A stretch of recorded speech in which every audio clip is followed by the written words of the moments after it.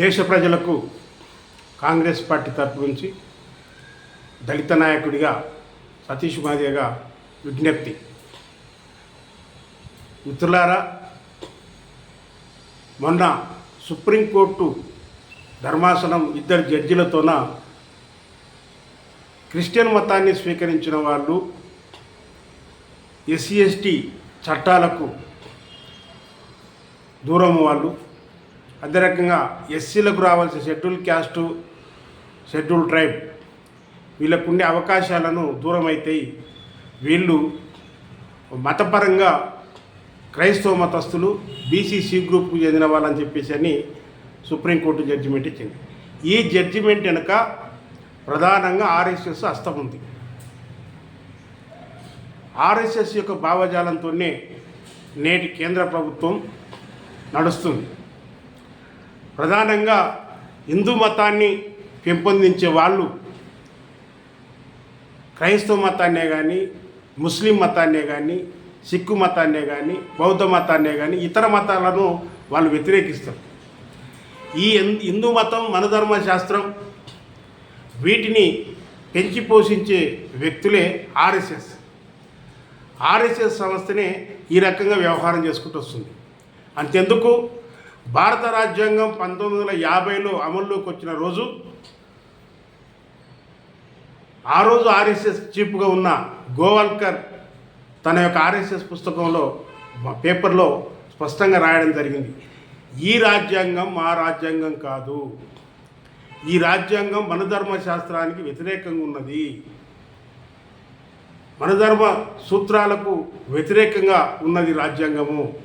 రేపు రాబోయే కాలంలో మేము అధికారంలోకి వస్తే ఈ రాజ్యాంగాన్ని మారుస్తాము అని చెప్పేసి అని చాలా స్పష్టంగా గోవాల్కర్ చెప్పిన విషయాన్ని మనం ఇక్కడ గుర్తు చేసుకోవాలి.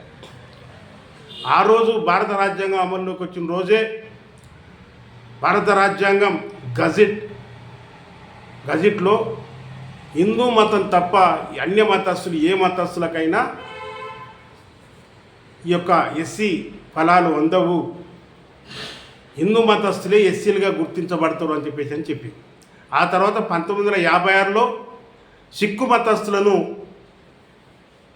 ఎస్సీలు, సిక్కు మతం తీసుకున్న దళితులకు, క్రైస్తవ మతం తీసుకున్న వాళ్లకు, ప్రధానంగా క్రైస్తవ మతాన్ని తీసుకున్న వాళ్లకు ఈ యొక్క హిందూ మతం ఫలాలు, ఎస్సీ ఫలాలు అందవని చెప్పింది. అదే రకంగా తర్వాత సిక్కు మతస్థులను కూడా చేర్చింది, వాళ్ళకు కూడా ఎస్సీ సర్టిఫికెట్ ఇవ్వచ్చు. అదే రకంగా 1990లో బౌద్ధ మతానికి సంబంధించుకొని దాన్ని కూడా దాంట్లో చేరిన వాళ్ళని కూడా ఎస్సీలు ఎవరైనా ఉంటే కానీ ఎస్సీలుగా గుర్తించవచ్చు అని చెప్పింది. అయితే డాక్టర్ బాబాసాహెబ్ అంబేద్కర్ గారు 1956లో బౌద్ధ మతాన్ని స్వీకరించారు. ఆయన స్వీకరించినప్పుడు బౌద్ధ మతంలో ఉన్న దళితులు ఎవరైతే ఉన్నారో వాళ్ళు ఎస్సీలుగా గుర్తించబడరు. కానీ ఏదేమైనా హిందూ మతం నాకు వద్దని చెప్పేసి ఆయన బౌద్ధ మతంలోకి వెళ్ళిపోయాడు. అయితే నిన్న ఒక ప్రెస్ మీట్ పెడుతూ ఒక పెద్ద మనిషి మాట్లాడాడు. 1950లో క్రైస్తవ మతాన్ని స్వీకరించిన వాళ్ళకు ఎస్సీ సర్టిఫికెట్ వర్తించవు, ఎస్సీలుగా గుర్తించాలని చెప్పేసి అని చెప్పిన దాంట్లో గాంధీ హస్తం ఉందని చెప్పేసి అని మాట్లాడుకుంటూ రావడం జరిగింది. నిజానికి చెప్తున్నాను, ఈ ఆర్ఎస్ఎస్, భారతీయ జనతా పార్టీకి సంబంధించుకున్న వాళ్ళందరూ కూడా ఈ మధ్యకాలంలో గాంధీ గారి పైన మరియు నెహ్రూ గారి మీద, కాంగ్రెస్ పార్టీకి సంబంధించుకున్న పెద్దల మీద లేనిపోని అబండాలు వేస్తూ మాట్లాడుతున్నారు.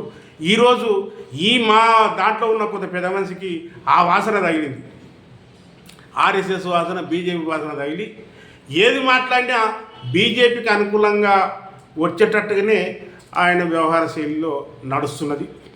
ఇది చాలా తప్పు.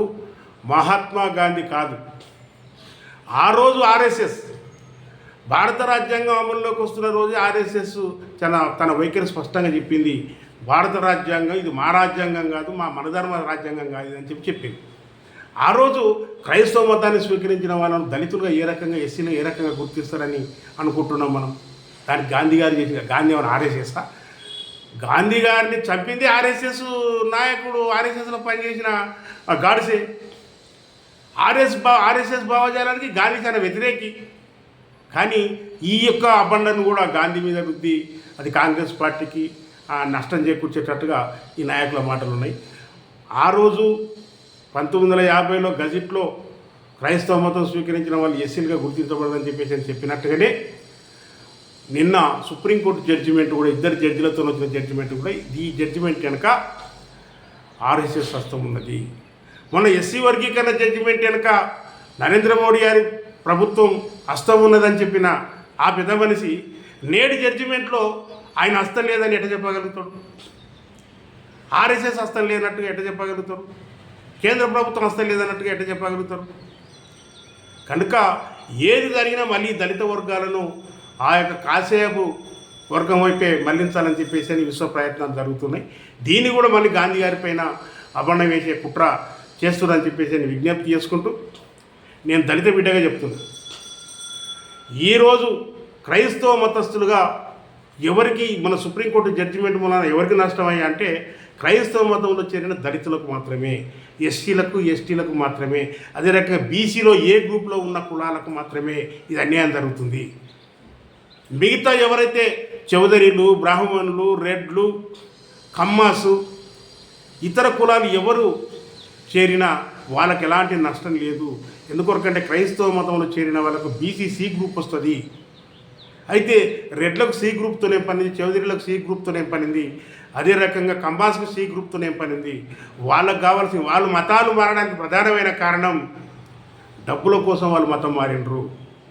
వాళ్ళు క్రైస్తవ పాస్టర్స్గా పనిచేస్తున్నారు. ఈరోజు హైదరాబాద్ నగరంలో కలువరి చర్చి లక్షలాది మందిని పోతుంది. అది కమ్మాస్కు సంబంధించుకున్న చర్చి. అక్కడ పాస్టర్ వాళ్ళకని పోయే ప్రజలు మాత్రం దళిత వర్గాల ప్రజలు. అయితే ఇక్కడ కూడా వాళ్ళు ఎందుకొరకు క్రైస్తవ మతాన్ని స్వీకరించారంటే డబ్బుల కోసం. క్రైస్తవ మిషనరీస్ ద్వారా కోట్ల రూపాయలు వస్తాయి కనుకనే వాళ్ళు క్రైస్తవ మతాన్ని స్వీకరించారు. కానీ ఇక్కడ దళితులు క్రైస్తవ మతంలోకి పోవడానికి బలమైన కారణం ఏంటంటే హిందూ మతస్థులు దళితులను గుళ్ళోకి రానియకపోవడం, దేవుళ్ళకు దూరంగా పెట్టడం, అంటరాంతరం పాటించడం. కనుకనే తన బాధను దేవుని దగ్గరికి చెప్పుకోవడానికి వెళ్ళడానికి ఈ ప్రజలకు దేవుని దగ్గరికి రానియలేదు. కనుక ఎవరో ఆంగ్లేయుల మతమైన క్రైస్తవ మతం, ఆ ఆంగ్లేయులు ఈ దేశాన్ని పరిపాలించారు కనుక వాళ్ళ సంఖ్యలో బైబిల్ పట్టుకొని వచ్చిండ్రు. వాళ్ళ మతానికి వ్యాప్తి చెందడం కోసం ఇక్కడ అంటరాంతరానికి గురైన దళితులను వాళ్ళ క్రైస్తవ మతంలోకి తీసుకుని ఈరోజు క్రైస్తవ మతంలో చేరినంత మాత్రం నా కులాలు పోలేదు. మాలలకు మాల చర్చి ఉంది, మాదిగలకు మాదిగ చర్చి ఉంది, కమ్మాస్కు కమ్మ చర్చి ఉంది, రెడ్లకు రెడ్ల చర్చిలు ఉన్నాయి. దీంట్లో కూడా రకరకాల గ్రూపులు ఉన్నాయి. కులం మాత్రం పోలేదు. మతం మారిండొచ్చు కానీ కులం మాత్రం పోలేదు, అంటరాంతరం మాత్రం పోలేదు. ఈరోజు మతం అంటే ఒకటే, దాంట్లో కులాలు లేవని చెప్పేసి నేను చెప్తున్నాను. నిజానికి ఈరోజు రెడ్డి క్రైస్తవుడు రెడ్డి అమ్మాయినే పెళ్లి చేసుకుంటుండు, బ్రాహ్మణ క్రైస్తవుడు బ్రాహ్మణ అమ్మాయినే పెళ్లి చేసుకుంటుండు, కమ్మ క్రైస్తవుడు కమ్మ కులస్తులనే పెళ్లి చేసుకుంటుండు, మాల క్రైస్తవుడు మాల అమ్మాయిని పెళ్లి చేసుకుంటుడు, మాదిగ క్రైస్తవుడు మాదిగ అమ్మాయిని పెళ్లి చేసుకుంటుడు. తప్ప వీళ్ళు మతం ప్రకారము ఒక మాదిగ క్రైస్తవుడు ఒక రెడ్డి అమ్మాయిని పెళ్లి చేసుకోవట్లేదు, లేకపోతే ఒక మాల క్రైస్తవుడు బ్రాహ్మణ అమ్మాయిని పెళ్లి చేసుకోవట్లేదు. ఇది గమనించాలి. కనుక దీని మీద సుదీర్ఘమైన చర్చ జరగాలి. కనుకనే మా నాయకుడు రాహుల్ గాంధీ గారు స్పష్టంగా చెప్తున్నారు. రాజ్యాంగాన్ని చేత పట్టుకొని చెప్తూ ముందుకు సాగుతుండ ఆయన. రాజ్యాంగానికి ప్రమాదం ఉంది. రాజ్యాంగానికి ప్రమాదం అంటే దళిత వర్గాలకు ప్రమాదము. అది గమనించాలని చెప్పేసి విజ్ఞప్తి చేసుకుంటూ ఈరోజు సెక్యులర్ పార్టీ అయిన కాంగ్రెస్ పార్టీ అన్ని మతాలను గౌరవిస్తుంది, అన్ని కులాలకు కూడా గౌరవిస్తుంది. కానీ క్రైస్తవ మతంలోకి వెళ్ళిన దళితులకు మాత్రం ప్రధానంగా ఈ యొక్క దేవాలయాల్లోకి రానియకపోవడం వల్లనే దళితులు వేరు తప్ప వేరేది మాత్రం కాదు.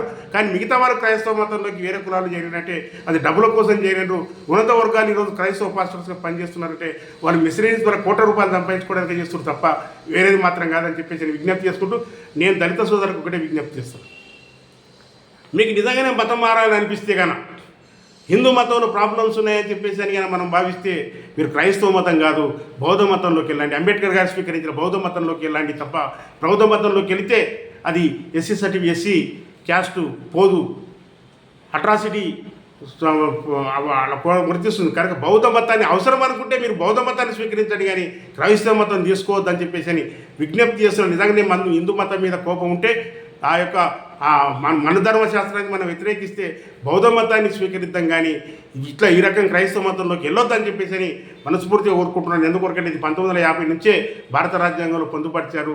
ఈ రకంగా ఉన్నది కనుక ఎవరైనా దీని గురించి మాట్లాడితే అది ముసలి కన్నీరు గార్చి వాళ్ళను మళ్ళీ బీజేపీలకు గాంధీ గారి మీద బురద తల్లి ఇంకోరి మీద బురద తల్లి బీజేపీలకు లాభం చేకూర్చే మాటలే తప్ప వేరేది మాత్రం కాదని చెప్పేసి నేను విజ్ఞప్తి చేసుకుంటూ అన్యతగా నా మాటలను భావించకుండా అవసరం వరకు కూడా బౌద్ధ మతాన్ని అంబేద్కర్ స్వీకరించిన బౌద్ధ మతాన్ని స్వీకరించండి, కానీ హిందూ మతాన్ని మాత్రం మనం హిందూ మతంలో ఉంటూ హిందూ ఫలాలు పొందాలని చెప్పేసి క్రైస్తవ మతం చేసుకుంటే ప్రమాదం ఉంది.